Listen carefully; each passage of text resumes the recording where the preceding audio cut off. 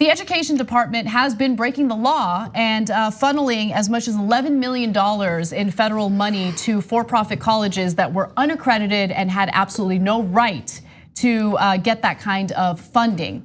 Now, this was all revealed in documents that were released by House Democrats who were investigating this, and here's what they found. The Education Department approved $10.7 million in federal loans and grants to students at the Illinois Institute of Art and the Art Institute of Colorado, even though officials knew the for-profit colleges were not accredited and ineligible to receive such aid. In other words, they broke the law. The Education Department just clearly broke the law. Let me give you more. Documents build on prior reports from the committee describing efforts by Education Department officials to shield Dream Center Education Holdings, owner of the Art Institutes and Argosy University, from the consequences of lying to students about the accreditation of its since closed schools. So these schools, these for-profit colleges, were not accredited, but they would lie to students in their efforts to recruit them by saying that they were accredited, okay? Now, under the Obama administration, luckily some laws were passed that indicated that if you're dealing with a for-profit college and they're not accredited, they have no right to student loan money, okay?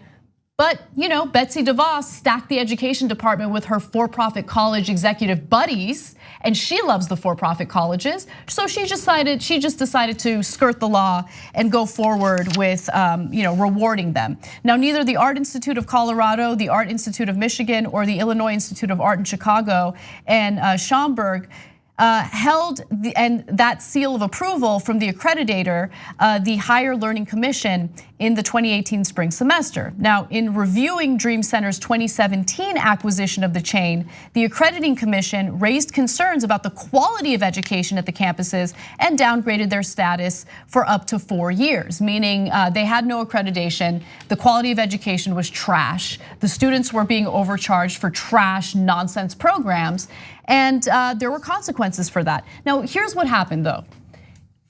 For-profit colleges have to abide by that law. They get no federal money if they're not accredited, if they don't have the accreditation. However, if you are not for profit, if this is a not for profit school, they can still get money if they're not accredited. So what the education department did is they changed the status of these for-profit colleges from for-profit to nonprofit, so they can funnel the money to these schools. This is such a playbook for the way that this administration works, and this isn't the first administration. It's done corrupt things and works for people that give them money. We know the Bush administration worked for war companies to make sure their policy is based off of making money for certain people. This is like it's a common approach for many politicians, but this is the way this generally works. Here's the corruption part where you come and you appoint Betsy DeVos. She gives money away to colleges that don't deserve it, breaks that law doing it, as you pointed out. After that, they profited, completely subverting the entire educational system at all. So people who are going through this process don't get their education, end up being screwed, in debt, and then we blame those people. Well, you went to that college anyway. What's the matter with you?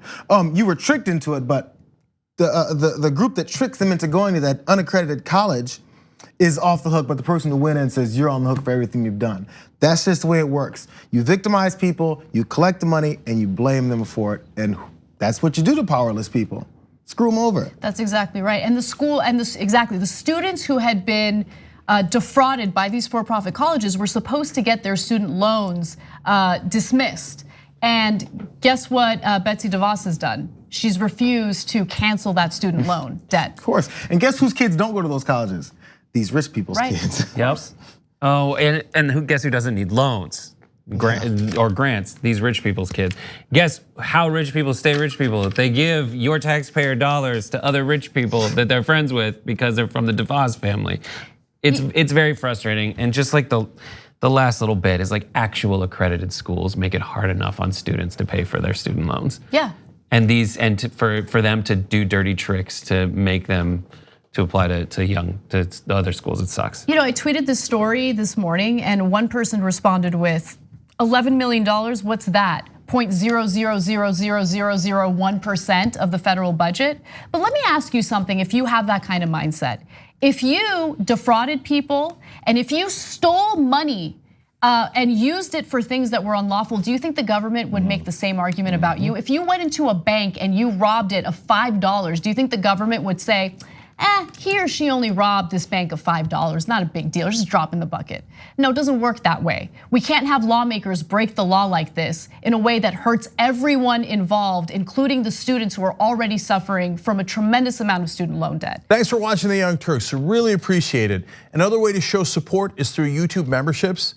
You'll get to interact with us more. There's live chat emojis, badges. You've got emojis of me, Anna, John, JR. So those are super fun. But you also get playback of our exclusive member-only shows and specials right after they air. So all of that, all you gotta do is click that join button right underneath the video. Thank you.